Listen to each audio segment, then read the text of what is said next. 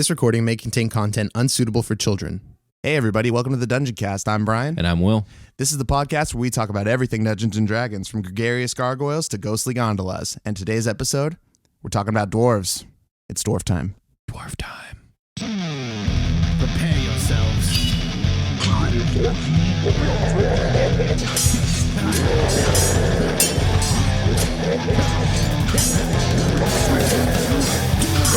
I cast Fireball.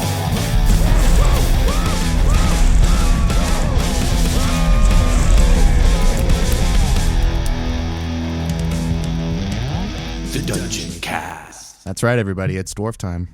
So what do you know about dwarves, Brian? I know about Snow White and the Seven. Okay, that's going way back. Yeah. And that was where I first saw dwarves. Okay. They're goofy as hell, all hell. Well, I mean, they can be. I suppose those ones are. Yeah. After that, it was Lord of the Rings. Yeah, and Gimli's kind of goofy in his own overly serious way. I like Gimli. He's awesome. He's pretty cool. Yeah, I guess the Seven Dwarfs might be most people's first introduction to dwarves. It's funny enough, actually, a lot of things about those dwarves kind of still ring absolutely true for current dwarves in D&D. What about them? Well, you know, they mine. They're like workers that collect gems and whatnot, and they kind of live in caves. Yeah, what are they up to? They're living alone. They're just hoarding shit. Well, yeah, I guess dwarves are usually portrayed as pretty greedy humanoids. Yeah. And I mean, I can't speak for the Seven Dwarves in Snow White. I don't know what they were doing with all those diamonds, quite frankly, but like I didn't see them in the house, so I don't know where they were keeping them or what they were doing with them. I mean, I don't want to. But theoretically, they were hoarding them together. Yeah. And doing nothing with them because they were greedy dwarves. The portrayal of the dwarves each like being named an emotion, that I don't know where that came from. That's just fairy tale stuff, so I don't know. Yeah, it seems like a cool concept. You were telling me that one of those dwarves in particular kind of rings more true than the others with modern D&D dwarf. I think it's very much a trope that grumpy the dwarf is kind of like what we think of mostly when it comes to dwarves. Most dwarves are a bit grouchy. They're a bit grumbly. It's just the grittiest dude. Yeah. They're a bit like they're just kind pessimistic of a jerk. and They show that tough love. Okay. Yeah. So the next place I saw dwarves was Lord of the Rings, and those guys they're pretty much doing the same shit that the Seven Dwarves are doing. I mean, they're all holed up together in like a cave or a mountain, and they're getting their gold or whatnot. Yeah, I would say so. Now, Tolkien's dwarves are definitely like the main inspiration for D&D, less so than the Seven Dwarves of Snow White. Dwarves have a tendency to be cave dwellers. They live under the ground. They have dark vision because of that. They tend to be grouchy. They tend to be I liken dwarves to stone. There's a lot of things that dwarves share with stone. They're sturdy like stone. They're unmoving like stone. They're stubborn like stone. They live long and old lives like stone. And they live their entire lives within and around stone. Like most dwarves are, by default, stone workers of some sort, or at least metalsmiths. Yeah, they're working with... they're mining for gems, or they're making weapons and digging. Indeed. And not only are they always digging and trying to accumulate wealth over time, but like they like to create beautiful things with that wealth. Almost across the board, dwarves in 5th edition D&D and in pretty much every iteration of D&D, they are craftsmen. They are creators. They usually worship deities that are like forge gods of some sort or creation gods. Yeah. And that's everything from from jewelry crafting with gems to goldsmithing, silversmithing, just blacksmithing, weapons, armor, stoneworking. Like I would say in most D&D lore, like some of the greatest architecture in all the land is usually dwarven architecture. Cool. Yeah. So dwarves, they seem kind of xenophobic. What's that all about? Yeah, that's just another stereotype. A lot of races in fantasy seem to be pretty xenophobic for some reason. They just stick together. Yeah, like Humans will tend to be xenophobic. Elves are pretty xenophobic, and dwarves are definitely no exception. If anything, they're more xenophobic than some of the other races. Yeah, every time I see dwarves in fantasy, they're sticking together pretty good. Yeah. Dwarves are pretty thick as thieves. They're very clan oriented. They're very tribal, and they're very. I think that ties into them being very steeped in their own tradition. Like, tradition means a lot to a dwarf, while elves do tend more towards chaotic natures. Dwarves are almost always very lawful in nature, even if that's evil or neutral or good. Like, they have their rules, they play by their rules, they have their traditions, they honor their traditions, and it's a very rare dwarf to have an exception to that. So much like elves, would you say? Elves have their traditions as well, but like elves, most elven traditions are kind of about being free and untethered. Whereas dwarves like to be in the mountain. Yeah, in the mountain, in with the their rules. people. Yeah, they have a. I'm sure every dwarf child colors within the lines. They operate under a hierarchy. Yeah, I would say so. They're very hierarchy based. And they have strongholds. I mean, those are the stereotypes from watching The Hobbit that I've gathered. Is like they're trying to fortify and be powerful. Yeah, I mean, dwarves. They tend to value loyalty. They tend to value bravery. And honor. Those are things that dwarves value, like, above all other things besides like their inherent greed of like gold and gems and wealth and whatnot. So if these are the things that dwarves value, and you want to run a dwarf in a D&D campaign, how are you getting your dwarf up off the couch and out of the house? There's a bunch of ways. You could maybe the dwarf is out looking for a really rare ore. Maybe he's an armorer or a weaponsmith, or maybe he is a jeweler or something, and he's out in the world looking for rare veins to mine and collect. Or maybe he's just a soldier who, after retirement from the military, just kind of had a bored life, and he hasn't really gotten to exert his ability in combat, and he wants to lead an adventuring life and maybe kill some orcs and goblins, which that's another stereotype. Like, dwarves have a deep rooted hatred of goblins and orcs. They cannot stand them, and they will kill them. And why would that be? It's usually steeped in some sort of lore in whatever campaign setting it happens to be, whether there was a war and like orcs formed atrocities trying to go get against their the gold dwarves. and stuff. Or whatever it is. Like, it's it's an ongoing trope with dwarves that's been going on so long. I don't even know where that comes from. It's just always been there. Cool. So dwarves, do they practice combat a lot? It seems like there's some good weaponsmithing going on, obviously. Yeah, well, as a race that prides themselves on weapon craft and armor craft, they also pride themselves on the ability to use that craft. Hell yeah. And excellent. Dwarves make some of the best fighters out there, mechanically and flavor-wise. So what's the mechanical advantages of running dwarves? Okay, so, well, before we talk about that real quick, there are, in the Player's Handbook of 5th edition D&D, 2 subraces of dwarves, hill dwarves and mountain dwarves, and the differences between them are actually very minimal, and that's actually reflected in the mechanics. Like, all dwarves get about 80% of the same features, but then the subrace divides it off a little bit, and they each get 2, like, small features. Okay. But as far as in all my reading of fantasy novels and of all my reading of the Player's Handbook, the differences between hill dwarves and mountain dwarves really comes down to one thing. Some live in the hills, some live in the mountains. Very minimal. That's about it. I think the mountain dwarves are a little bit more traditional, like the real stereotypical dwarves, like the real xenophobes, the real greedy ones. But like, yeah, that's up to you. Yeah, you have a place to dig. Yeah, and it's probably an okay place for a dwarf to be. So if you want to world build and expand your lore, man, I've heard about beach dwarves. Yeah. We've a beach dwarf. There is a beach dwarf out there. Actually, I have a friend who DM'd for a bit, and he had a really cool concept going on where the dwarves in a great cataclysm were actually banished or lost hold of their earthly kingdoms and ended up being nomads on the sea in ships, which is like really flipping that on its head, because dwarves in normal lore are like so earthbound. Yeah, so earthbound, and they abhor the idea of sea travel. Like, Yeah. it's like the worst thing on earth to them. So, They but they must I thought sink it was- like stones. Yeah, so they ended up having like a floating citadel and like ships and stuff. I thought it was a really dope idea. It was really fucking cool. That's cool. But back to the mechanics. So dwarves, as I said before, are like they're really sturdy. Like they're short. They're shorter than most humans. Like I think most dwarves are anywhere from like 3.5 to 4.5 feet tall at the max. But despite being that tall, they weigh as much as like some of the tallest humans because they're so compact. It's a They're dense humanoid. They're dense humanoids. They're like really well muscled, and because of that, all dwarves get a +2 to Constitution. Sweet. So they're very enduring and they're very hardy. That's also reflected in their dwarven resilience. They have advantage on saving throws against poison, and they have resistance against poison damage.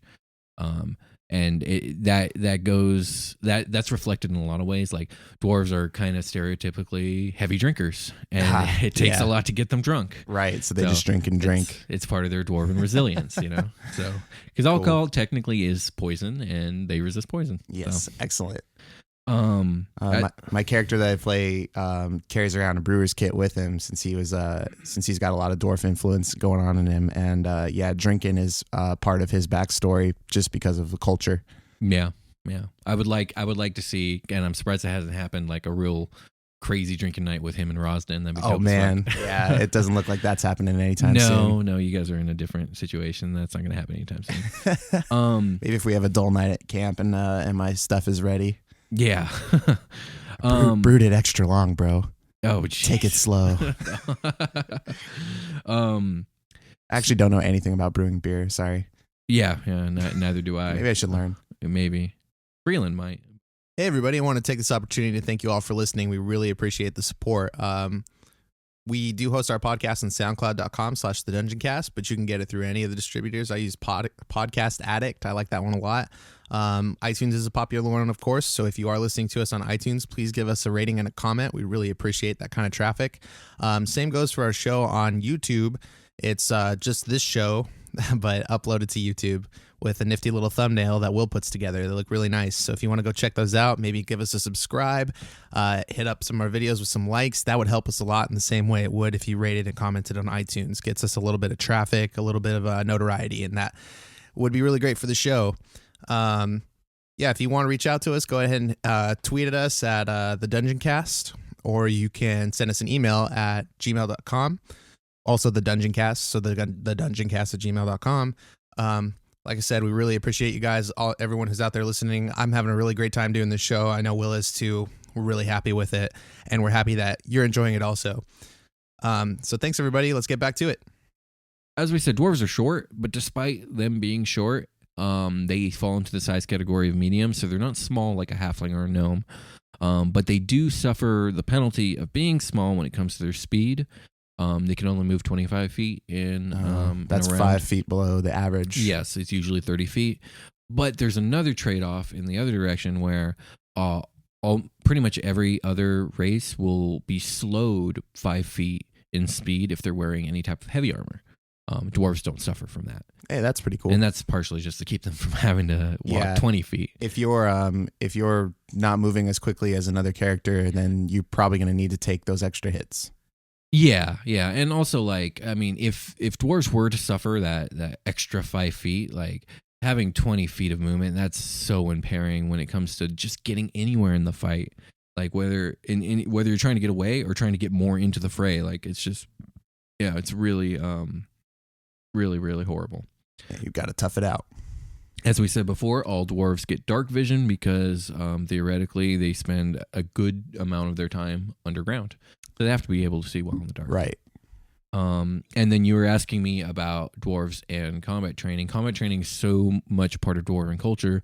All dwarves, in fact, get the feature dwarven combat training. Cool. Which gives them proficiency in battle axes, hand axes, throwing hammers, and war hammers, nice. Which are really traditionally dwarven weapons. Dwarves don't usually use swords, but like I've seen plenty of dwarves use swords, so yeah, why not? Doesn't really matter. Hammers are cool, like flavor, definitely. Yeah, but dwarf sword. I mean, are they holding? What kind of swords are you picturing right now that a dwarf would wield? I could see a dwarf with like a heavy set longsword in one hand because they're strong creatures and they can do that. Yeah, I picture the dwarven sword, the dwarven swords from Skyrim or any of the Elder Scrolls games. So Okay. they got that golden kind of tinge to them, and they're a little like sturdier looking. Yeah. For the next feature, all dwarves get a specific tool proficiency. You basically have the choice between 3. As a dwarf, you're proficient in either smithing tools, brewer's tools, or mason tools, which is like stone crafting and cutting and sculpting and all that stuff.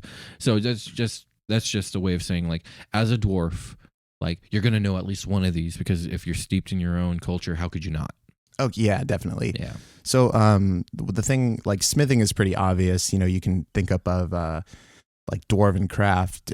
Just generally, those are great weapons. If you get one, it's probably going to be good. Mm-hmm. And then brewing, you know, we talked about the booze. They probably make great booze, high quality liquor, because they need a lot to get drunk. Yep. That dwarven ale. What about this? Can we talk about the stone stuff a little bit? Because guess, yeah, sure. The only thing I can think of is maybe a statue, or like the castle that they build within the mountain, like the keeps that they have and stuff. Yeah, structures and statues and it's more probably about like the removal of stone. Yeah, I guess so. Well, and the shaping, stone quarries, you know, mining stone. Yeah, you would be proficient in all that stuff. All their bridges inside and like staircases, those are probably stone. And yeah, I would say so. Well, is there anything? What I'm trying to say is, like, is there something I'm missing? Is there like a thing dwarves do with stone that's like renowned in lore or anything like that? Like, are they great statue makers? They are. Yeah, that's exactly what they are. They're fantastic statue makers. Usually, in most books I've read with dwarves, like their techniques and their skill work with stone is so renowned that like other races can't even figure out how they did it. It's just like magnificent and beyond what we're capable of as human beings. Cool. Let's start some HGTV dwarf stone making. Yeah. Improve your home. Call your dwarf contractor. He's the host of the show. To expand on the stone thing, all dwarves actually get another feature called Stonecunning. God, they get so many goddamn features. This one is basically you get to make, whenever you make an intelligence check related to the origin of stonework, you are considered proficient in the history skill for that role, and add double your proficiency bonus to the check.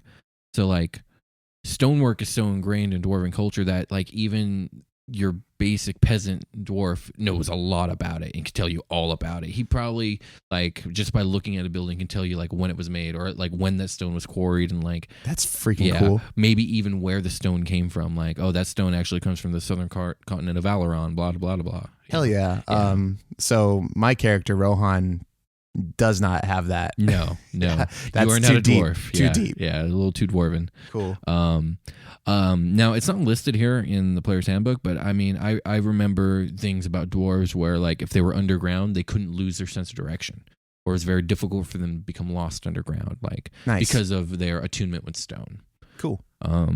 And then after that, of course, all dwarves speak Dwarvish, or I prefer to call it Dwarven because I think Dwarvish sounds silly, but whatever floats your boat. But then there's the subraces, which I told you there's a very small difference. The hill dwarves are supposed to have a little bit keener senses and deeper intuition, so they get a +1 to their wisdom score. Cool. Making them probably a little bit better clerics, a little bit better druids, maybe a monk. That'd be cool. A dwarf monk. That'd be interesting. I'm kind of starting to see a theme here, because I'm learning as we record these shows. I'm learning so much about this game. Right. I'm starting to see trends with things with high wisdom, and they usually live for a long time. Or longer than a human, I guess. Yeah, maybe. Well, let's see. There's elves and there's dwarves. Mm-hmm. What else gets a wisdom bonus off the top of my head? Well, I mean, I guess now that I think about it, they live a long time, and they use that time like collecting and gathering knowledge. Yeah. I think you're onto something there. I think that the reason that they have the stereotypes and therefore the ability scores comes from the fact that probably in a lot of the early works containing these races, the nature of living that long kind of makes you smarter, makes you wiser. So a lot of dwarves in these stories are wise. A lot of elves in these stories are wise. And thus, when D&D came out and it came to applying numbers to what they can and can't do, it's probably why they got those abilities. Yeah, it has to be based in lore. It doesn't have to, but But yeah, so it makes sense to do that. So yeah, I would actually. We should look into that as we're going over the races and see like if they get a wisdom bonus, like how long do they live? Yeah, let's try to figure out the patterns here, or maybe there's information out there that I don't know about that kind of deals with how they went about building this stuff, because there are people making this game, and bless them. Yeah, bless them. Thank you so much. Yeah, it's been a lot of fun. So yeah, Hill Dwarfs get that wisdom bonus. And then they get a really dope ability called Dwarven Toughness, which, check this one out. Your hit point maximum increases by 1, and it increases by 1 every time you gain a level. So, oh, wow. Yeah. So you basically, per level, you get 1 extra HP, which at first isn't much, but that adds up. Oh, yeah. Yeah. And 1 HP is a lot more than it used to be. When it comes to this game, like 1 HP is a lot. Yeah. By the time you're level 10, you have 10 extra HP. Like that's a round sometimes. Yeah, sometimes. Yeah, absolutely. Or that's 10 damage can be the difference between a hit and a crit. So True. Maybe a crit doesn't hit you quite as hard. Well, I mean, it's gonna hurt. Yeah, but you can have take that more buffer. crits. Right. So mountain dwarves are next, because that's it. That's all hill dwarves get. That's different from like the base dwarf race. It's just those 2 things: 1 to wisdom, extra HP. That's it. Mountain dwarfs, same deal. Mountain dwarves, I guess, are hardier. I guess they're more rugged, and they're used to living in tougher terrain, so they get a +2 to strength. Now that's actually pretty outstanding, because that means that a mountain dwarf gets a +2 to con and a +2 to strength, with a total of +4. Most other races are not getting that. Most other races are getting a +2 to one, +1 to another. Yeah, that's some big meat. Yeah. So a mountain dwarf fighter, he's gonna fuck some shit up. So +2 to strength, and then they, on top of their dwarven combat training, they get dwarven armor training, which kind of sticks out as a little odd to me, because it says here that with dwarven armor training, you have proficiency with light and medium armor. That's fine. I think that's totally balanced, but it's just weird, because when I think of dwarven armor, I do not think of light or medium armor. I think of plate armor. I think of scale or chainmail. Like, I think of heavy armor. Something to complement their already meaty bodies. Yes, but in defense of the creators of the game, the fact that they get a +2 to strength, a +2 to constitution, if you gave them heavy armor proficiency built into their race, no matter what class it is they're rolling, that's OP. That's overpowered, especially at the low levels. Like, yeah, okay. So yeah, and that's pretty much it when it comes to the mechanics, like here in the player's handbook. There might be some variations in other books. I don't think so. But one thing I would like to just mention, we're not going to get into, is there is a third, not quite a subrace, but there is a third version of dwarves that are considered evil. Not the beach dwarf. Not the beach dwarf. No, the beach dwarf is the chillest dwarf around. But the Duergar, or otherwise known as gray dwarves. Now, they are kind of like what drow are to elves, where like they live in the Underdark and they're evil. Same thing with the Duergar. They live in the Underdark and they're evil. Okay. And I've seen the lore on them change from edition to edition. I remember in 4th edition, Duergar were like really strongly connected with the Nine Hells and Devils. And 5th edition, I don't think it's quite like that. But that's all for an episode later. Yeah, the Nine Hells, that's the brand new terminology there. Oh, yeah. And sounds like Dante's Inferno. We'll do an entire, we're doing an entire episode on the Nine Hells, but we'll do an entire episode on the Duergar. And we'll just talk about all that. But just let you know, it's out there. I don't think it's a playable race yet, but it might be at some point. Who knows? So if I remember when we were talking about drow, it's like you could play a drow, but some DMs won't let you because that's considered like an evil creature. That's like an enemy. You can't play as the enemy if you're running, especially if you're running a hero style campaign. Mm-hmm. Most DMs that feel that way, they are DMs who come from older editions where the drow was always a monster. It was never a playable race, and now that it is, it weirds them out. Like, that doesn't make sense to them. Right, okay. I get it. But like, I think what a lot of people forget when it comes to things like that is that just because dark elves or Duergar are evil in the core lore, in the official, like, you don't have any lore of your own, so use ours. Right. The vanilla stuff. It's there for that. Yeah. But most DMs are running their own campaigns with their own lore, and like, any of these things can be whatever you want. Dude, what if halflings are like vicious, rabid, barbarian creatures that live out in tribes and everyone's afraid of them? Like, they could be whatever you want them to be. Yeah, I mean, I've been seeing a lot of Star Wars campaigns where like I don't know, all your characters are Jedi and they have lightsabers, but then you just build the mechanics around that. I mean, you could do whatever you want. Yes, absolutely you can. So like obviously if Drow are evil in your world, maybe you don't want your players to be playing them because like that could be a serious issue. But yeah, it's a style choice. It's a style choice, definitely. But yeah, Duergar kind of fill that same role. That's cool. So they live in the Underdark with the Drow? Yeah, probably not with them, not side by side. They're not usually buddies of any kind or sort. Because the Underdark is as big as your map, probably. Yeah, the Underdark, and that's another episode. We'll talk about the Underdark, which sprawls usually throughout the size of a continent. Yep. But yeah, back to dwarves. That's the focus of this episode, right? So those meaty little guys. You told me when you were building your fighter. You almost built a dwarf. Almost. And they're pretty sweet. What was attracting you to dwarves? I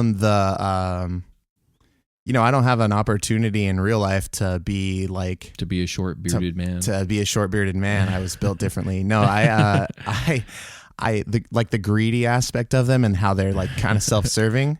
I in real life that's not I don't want to be like that, but this is a role-playing game, and it's a chance to be something that I'm usually don't have the opportunity to be. It really called out to me, but I was like, you know what?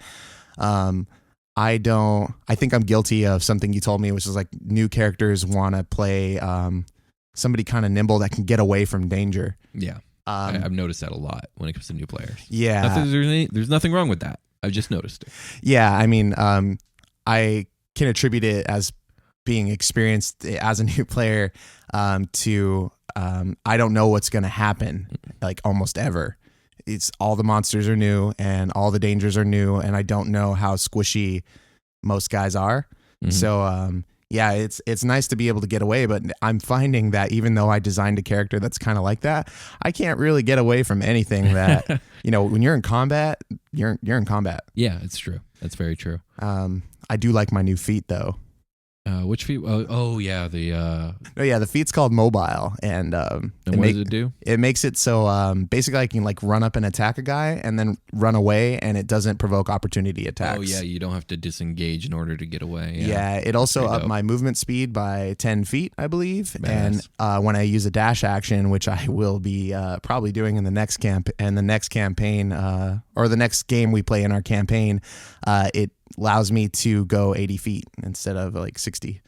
Holy crap. Okay. Yeah. Jesus. Yeah, man. If that guy's in range, I'm going to go grab him. Yeah. If I've been learning anything over the last few sessions is that you guys are getting harder and harder to kill. Yeah, it's kind of nice. In the fight before this one, I went down, so it's kind of cool to come in and stomp. It was kind of like, it reminded me of the last time we fought orcs, because we went in and stomped out those guys pretty quick too. Yeah, the orcs are not posing the threat I kind of wanted them to. So we'll see not yet anyway. Anyways, it's cool. But you decided not to go with the dwarf, and that was more for the nimble reason. Was that why? I also wanted to run something I had no experience in, and like the elemental thing is really cool. Yeah, it is. It is pretty dope. Yeah, so I just picked, air was cool because, it let me get away and stuff. I thought of somebody that I also wanted to do parkour, which I've done a couple times, and it's been really fun. Oh, that's cool. Yeah. So you would think that in all my years of playing D&D, like I would have seen more than a few people play dwarves, and I'm gonna be honest, I almost never see it. I almost never see people play dwarves, and it's a damn shame because dwarves are badass. Like I've played some dwarves in one shots mostly, but both dwarves I played a dwarven paladin and I played a dwarven fighter, and they were both badasses on the battlefield. It was great. It was a lot of fun to play, and it was a lot of fun to kind of play a kind of character that isn't so careful, and this traps. They don't have to be. Don't give a shit. I'm walking down this hallway. I'll take whatever the traps have to give. I'm kicking this door down. Why? Because I'm a damn dwarf and I'm not waiting. I'm not sneaking around. So that sounds like Acquisitions Inc. a little bit. Yeah. Where Binwin he charges the door. So right. Yeah. One of the things I've noticed when it comes to dwarves, when it comes to naming dwarves, and a lot of dwarven lore, is dwarves all seem to have last names that are very, they just take two words and mash them together. There's like Fireforge or Warhammer or Hammer Strong or Strong Jaw or Stone Jaw or whatever. I like it. I think it's really campy. It's really cheesy, and I love it. It's great. But That's fun. And I think like for you, for your dwarven kind of cohorts in your backstory, they have a name like that, right? Yeah, they do. The Orforged. The Orforged, yeah. Volcar. Yeah. Which Volcar, that's a very dwarven-esque name, like first name, because like, and this goes all the way back to, of course, Tolkien, as many of these things do. You're going to hear that a billion times in this podcast. But in Tolkien dwarves, and since then, a lot of dwarven names have been very Nordic or Germanic. Yes. And Volcar just rings dwarf to me. So cool, man. Yeah. Yeah. So it sounds like dwarves are really good at in a combat situation. Yeah. They're really good sounding for like traversing a dungeon, especially one that's underground or something like that. Definitely. And I know you said that there was a campaign where all these dwarves got exiled and were basically forced to be on ships and things like that. Right. But dwarves don't like that. Where do dwarves suffer? Like, what are their weaknesses and flaws in a campaign setting? I mean, usually your dwarf's gonna probably have a shit dexterity, so spells are gonna fuck him up. Anything where he needs to get somewhere fast or do something dexterous, he's probably going to not do so well. Dex saving throws are bad at stealth. I mean, but at the same time, like, it doesn't have to be like that just because that's what the ability scores in the player's handbook kind of lean towards. Yeah. Like, you can build that dwarf however you want, and he could be real lean and dexterous. And I really like the idea of a dwarven monk. I just think that's fucking cool. Oh, sweet. Like maybe like a cool drunken style monk. That'd be fucking cool. That'd be super cool. He's got a special liquor in his pocket. It's like a Jackie Chan thing. And that kind of gives the excuse of like that you can kind of fit the mechanics there, where you have to be proficient in an artisan tool. You pick obviously brewer's kit. Yeah. Now it makes sense. Why are you brewing all this like that's hard really liquor? cool. Because it's part of your fighting style. Yeah, I can't fight sober. What? Yeah, exactly. So that'd be really cool. Sweet. Yeah. But so they have the dark vision. But it doesn't seem like they have problems going out during the day. No, not like dark elves where they got the sunlight sensitivity. Yeah. So they're. I mean, I guess they're just like socially just pretty rough to deal with. They can be, yeah. You very rarely have I seen a charismatic dwarf. Where do you populate your dwarves in your world? Are they in towns? I've seen some elves scattered across the land, but I haven't seen any dwarves outside of our home base, which is a pretty eclectic group of people. And also it's a heavy dwarven population there because it's a very dwarven-esque kind of culture. Most of the dwarves in my world have there are some like seriously developed and prominent dwarven kingdom cities kind of like embedded in the mountains.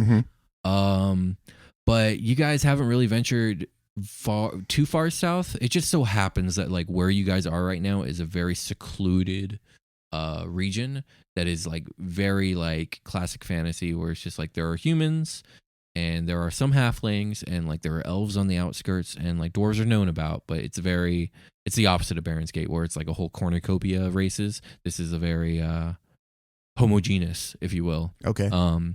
But yeah, if you were to venture south in like some of the major trade cities, there's going to be dwarves there, and they're going to be different than the dwarves that you've met so far. Like there's going to be cultural differences. I did run across one blacksmith dwarf. I forgot what town we were in. It was last. It was Fallcrest. That's right. It was a pretty major place that we went to. Yeah, that was cool. Yeah, he was pretty run of the mill dwarf. Yeah, I mean he was. I think he had a Scottish accent and everything.